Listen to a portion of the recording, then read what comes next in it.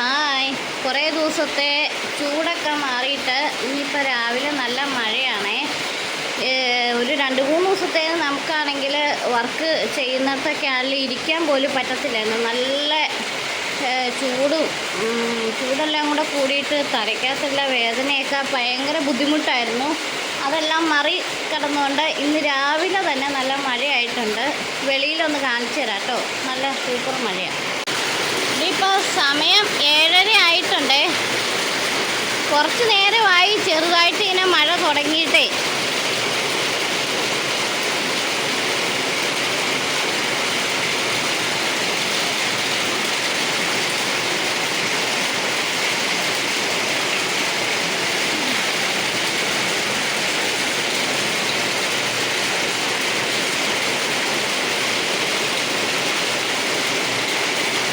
എനിക്ക് വർക്കിന് പോകാനായിട്ട് സമയമായേ. ഒരുങ്ങാൻ കയറുന്നതിന് മുന്നേ ഇതുണ്ടോ കാണിച്ചതാ.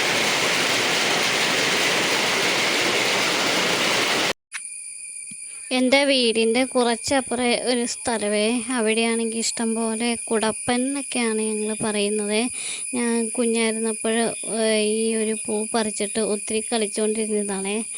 നല്ല രസമായിരുന്നു. അതുപോലെ അത്തപ്പൂക്കളമൊക്കെ ഇടുമ്പോൾ ഇടയ്ക്ക് ഇതൊക്കെ എടുത്തുകൊണ്ടായിരുന്നു അത്തപ്പൂക്കളം ഇട്ടുകൊണ്ടിരുന്നത്. ഇത് പിന്നെ നമ്മുടെ ഇവിടെ ശരിക്കും ഇത് ആറ് പൂച്ചയാണെന്ന് എനിക്കറിയില്ല. ഞാൻ എൻ്റെ വീഡിയോസിൻ്റെ അകത്തും ഒക്കെ ഷോർട്സൊക്കെ ചെയ്യുമ്പോഴും ഈ ഒരു പൂച്ചേനെ ഇടയ്ക്ക് പിടിച്ച് അതിൻ്റെ വീഡിയോ ഒക്കെ എടുക്കാറുള്ള ഒരു പൂച്ചയാണ് കേട്ടോ. നല്ല രസം അതിനെ കാണാനേ. അപ്പോൾ എപ്പോഴും ഞാൻ ഇങ്ങനെ വീഡിയോ എടുക്കാൻ വിളിക്കുന്നതായതുകൊണ്ട് പുള്ളി എന്നെ അവിടെ നിന്ന് ഓടിപ്പോയി. അപ്പോൾ ഞാൻ ഇത് അവിടെ ഒരു മഴയൊക്കെ നനഞ്ഞ് നിൽക്കുന്നൊരു കാക്കച്ചിയായിരുന്നു.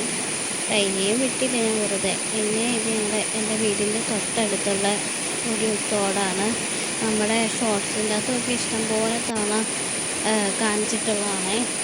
അപ്പോൾ അത്യാവശ്യം കുറച്ച് വെള്ളം, ഇതൊന്നും വെള്ളമല്ല, ഈ കാണുന്ന ആ ഒരു തിട്ടയില്ല, അതൊക്കെ നിറഞ്ഞ് കവിഞ്ഞ് നമുക്ക് ഇങ്ങനെ വെള്ളം പോകും.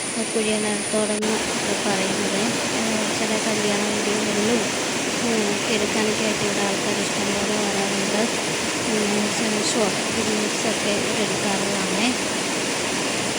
നല്ല രസമാണ് ഈ വലുതാക്കുന്ന കുറേയും മൂവി എന്നുള്ള നല്ല ഭംഗിയാണ്. അങ്ങനെ ഞാൻ ജസ്റ്റ് കണ്ടപ്പം ഒരു വീഡിയോ എടുത്തതാണ്. ഇതിപ്പോൾ വൈകുന്നേരമായി. എന്തെങ്കിലും കിടക്കുന്നതിന് മുന്നേ മമ്മി കുഴമ്പൊക്കെ വെക്കുന്നതാണ്.